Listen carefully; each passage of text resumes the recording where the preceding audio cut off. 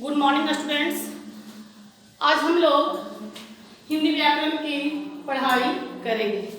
जैसा कि आप लोग जानते हैं कि भाषा की शुद्धता के लिए व्याकरण की जानकारी बहुत ही आवश्यक है। हमारी हिंदी भाषा ऐसी है कि अगर हम इसकी शुद्धता पर ध्यान दें, तभी यह समृद्ध हो सकती है। आज हम लोग हिंदी व्याकरण के अंतर्गत भाषा पढ़ेंगे। भाषा क्या होता है? सबसे पहले मैं आप लोगों को भाषा क्या होता है ये बताती हूँ। अपने मन के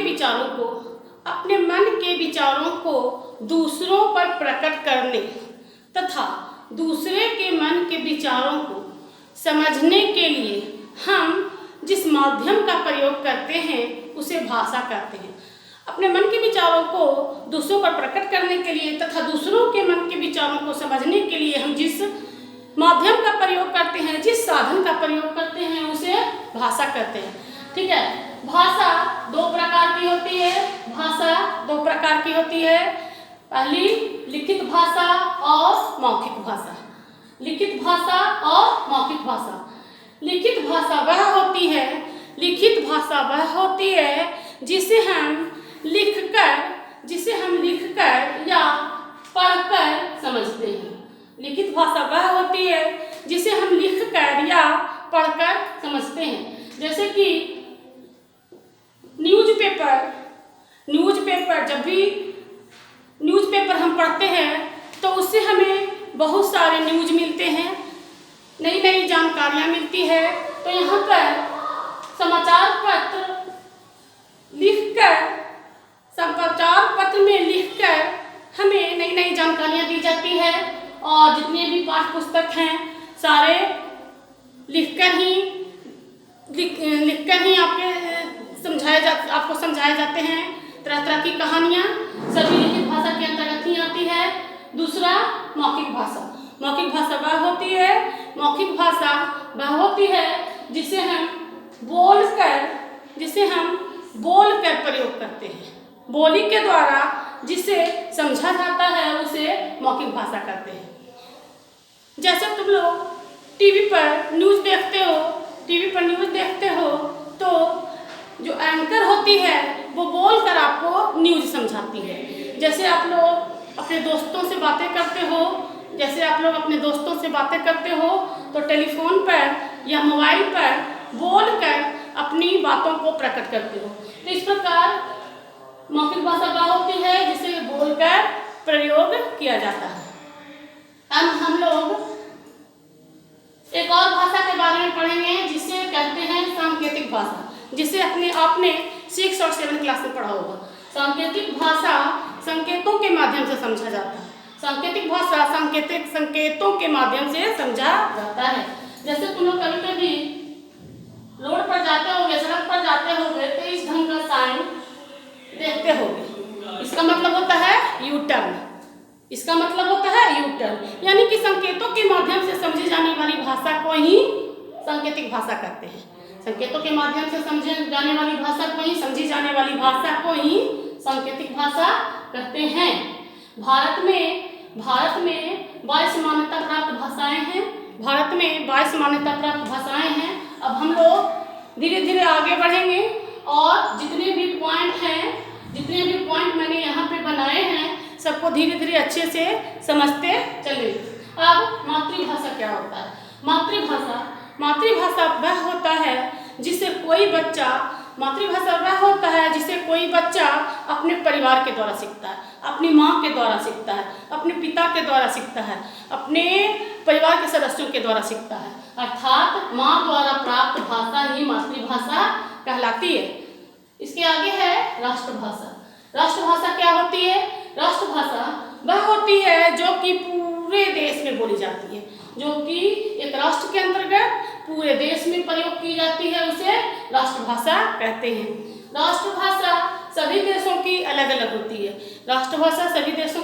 होती है। जैसे चीन की चीनी, यूके की अंग्रेजी। यूके मीन्स इंग्लैंड की राष्ट्रभाषा क्या है? अंग्रेजी। ठीक है। इसके बाद हम लोग अब राजभाषा देखते हैं कि राजभाषा क्या होता है। तो राजभाषा राजकाज की भाषा होती है। राजभाषा मीन्स राजकाज की भाषा। जिस भाषा में देश के प्रशासनिक कार्यों को किया जाता है, जिस भाषा में देश के प्रशासनिक कार्यों में प्रयोग किया जाता है, उसे राजभाषा कहते हैं। हमारी राजभाषा, भारत की राजभाषा क्या है? हिंदी। हमारी राजभाषा क्या है? हिंदी, जिसे कि 14 सितंबर 1949 ईस्वी को भारतीय संविधान के अनुच्छेद 343 के द्वारा स्वीकृत किया गया। हमारी राजभाषा क्या है? हिंदी। हमारी राजभाषा है हिंदी, जिसे कि 14 सितंबर 1949 को भारतीय संविधान के अनुच्छेद 343 के द्वारा स्वीकृत किया गया, अंगीकार किया गया। इसीलिए 14 सितंबर को हम लोग हिंदी दिवस के रूप में मनाते हैं।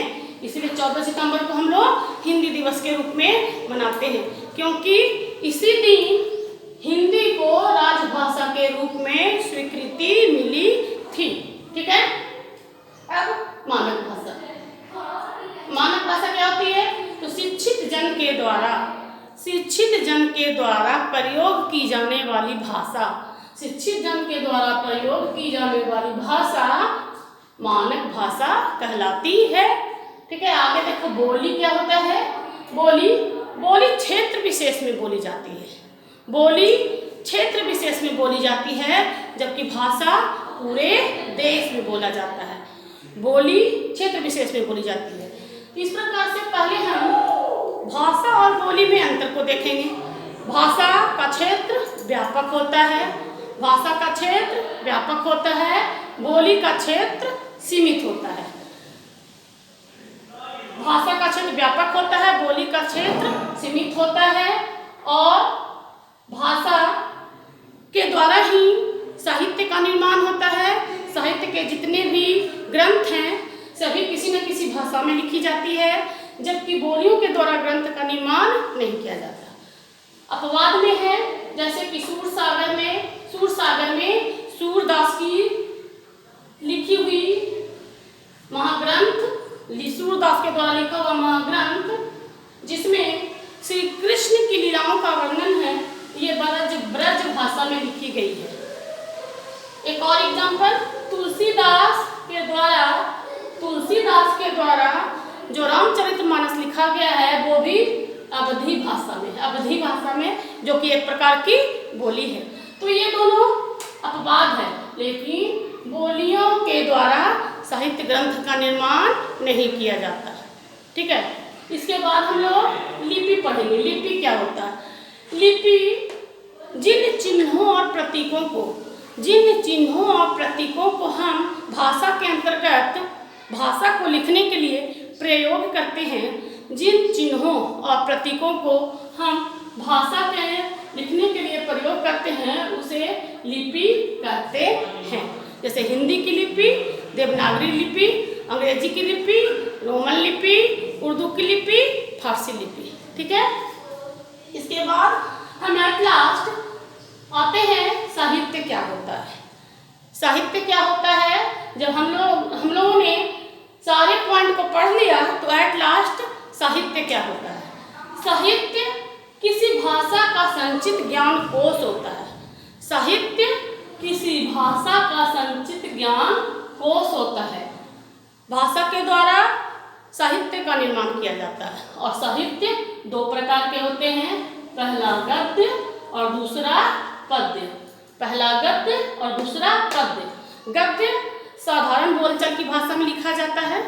इसके अंतर्गत कहानियाँ आती है, जातक कथाएं आती है, जिसे कि हम लोग आसानी से समझ लेते हैं। इसके बाद दूसरा है पद्य। पद्य के अंतर्गत तुकबंदी और लय का प्रयोग किया जाता है। पद्य के अंतर्गत तुकबंदी और लय का प्रयोग किया जाता है, और ये दोनों भाषा साहित्य के दो रूप हैं। इस प्रकार से आज हम हिंदी व्याकरण में इतना ही पढ़ेंगे।